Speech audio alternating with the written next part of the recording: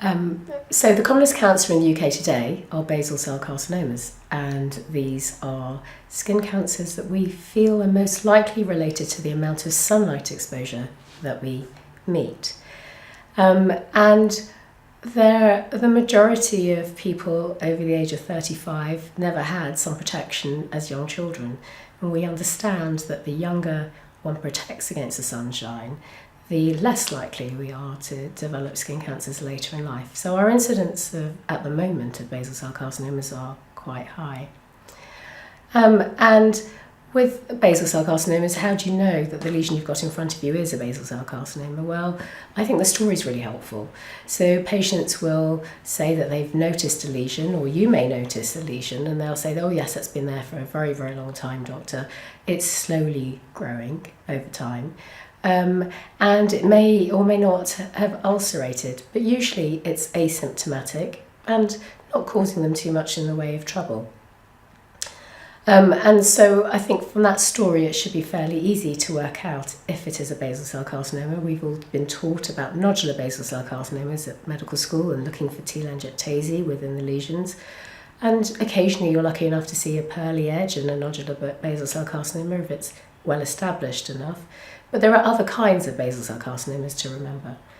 So we can have, for example, pigmented ones, we can have morphic ones, and these all look very different, but the unifying point is that they are all asymptomatic lesions, still present for long periods of time, slowly growing.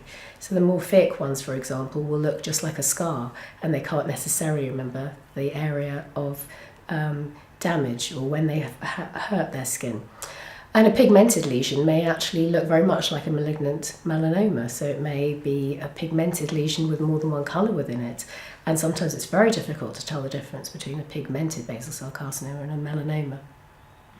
Melanomas are the skin cancer that we don't want to miss. Those are the ones that we have set up 2-week waits clinics for, one-stop shops for, so that actually what we understand is that the earlier a malignant melanoma is removed, the higher the chance that the patient will have a good long-term survival. So although our understanding of melanoma has improved, and indeed our treatments have really have improved a lot in the last couple of years, it still remains early detection, early removal is the best treatment for malignant melanoma. So what are you looking for in melanoma? Well, we're looking for a lesion that is asymmetrical, has unusual borders, more than one colour, and the diameter of the lesion should be more than 6 millimetres. So this is the ABCD that we've all learnt at medical school, which actually patients, I think, have it also imbibed and use regularly to maintain their skins. But the Americans have added E and F, and I quite like them. I think they're quite good. So E stands for erythematous ring, or elevation of the lesion. Now, we would never want to wait for those because they're both very late signs of a melanoma. But if you see that, then obviously consider it. And F I like because it stands for funny looking moles. So if you've got a patient with many moles and they all look much the same, but there's one that looks unusual, that's the ugly duckling if you like, that's the most likely one to be the melanoma. And if it happens to have some of the other features that we talked about, then one should consider that as a diagnosis. What else? Well, the second most common skin cancer in the UK today is squamous cell carcinomas, and although they don't hang around as long as basal cell carcinomas, they can be persistent for a month or two before the patient will present, and often the lesion will be hyperkeratotic, they're occasionally painful or sore to touch, and often in sun-exposed sites. Once again, we think that these are related to sunlight exposure, but also one should remember that our incidence of basal cell carcinomas and squamous cell carcinomas have gone up because we're immunosuppressing our patients a lot. So there's a large proportion of people who've had organ transplants or having chemotherapy or actually on long-term immunosuppressants for chronic disease such as rheumatoid arthritis, Crohn's, a variety of things that we immunosuppress people for. And as a consequence of that, Good sun advice is important because actually our incidence of squamous cell carcinomas have gone up fourfold in our renal transplant patients, for example, and even their basal cell carcinomas have increased as well. So how do you prevent yourself developing a second skin cancer once you've already had one? That's key. But also, how do you prevent it in the first place? Well, I think knowing your skin is important. And with today's easy photography, it's easy to have amateur photographs of your own skin to do annual checks so that you know what's normal for you and you know what's abnormal for you. And it's a bit like playing Spot the Difference that we played when we were little in magazines. And if something's new and it's popped up and it's persistent, then I think it's important that the patient should seek advice. But also it helps surveillance going forward. So you have to do the photographs just once. You can have them done professionally, and I think a very helpful tool.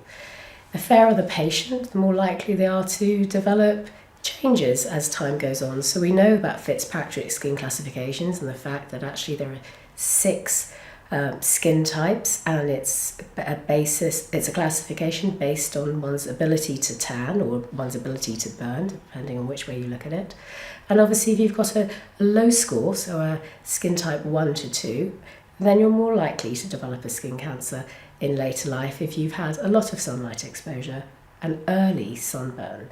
So we go back to protecting our skin as early as possible, and children being covered in sun protection. And that often brings up the question of, well, if I'm covering this child with sun protection, what about their vitamin D levels, doctor? And I think the safest thing is actually to backfill with a multivitamin which has vitamin D in it, rather than to allow your child to be exposed to the sunlight and burn. And when we're using sun blocks or sun protection factors, one has to remember that you have to apply them 15 to 20 minutes before you go out into the sunlight, not that you get to the beach, then you take your bottle out of your bag and you apply it, because I see that on a regular basis. And you're not protected for the whole time in the car. The windows in the car are not photoprotective. And you, as I said, you've got a good 15-20 minutes of sunlight exposure where you potentially may burn. So when we're buying sun protections, what's important? Well, it's important you have a high factor, and that's because the effect of the sun protection, it plateaus. So there's no real benefit going above a factor 50. I know in America you can get high factors, but really a 30 to 50 is sufficient. And we know that that protects us against UVB. But actually UVA is just as important to protect our skins. And the way we show that on our bottles of sunblock are different. So there's a grading system which is 1 to 5 to help us distinguish the effect against UVA. And so ideally one should be getting a star rating of 3 to 5. Which has a protection against UVA and an SPF of 30 to 50 to protect against the UVB, so that we know that we're covered. A lot of the sun protections nowadays will just say this covers UVA, and it's a bit vague. But I think it's key to understand what you're using. And some of the companies will use a grading system and talk about PPD, which is similar to SPF, but not exactly the same. And so you can't get a factor 50 with a PPD of 50, but you can get something with a PPD of 30, for example, which is a very, very good sun protection. So using a sun protection on a regular basis is important.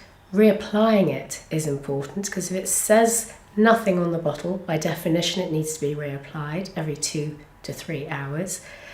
The ones which have longer half-lives, it state it as one of their reasons to purchase their sun protection.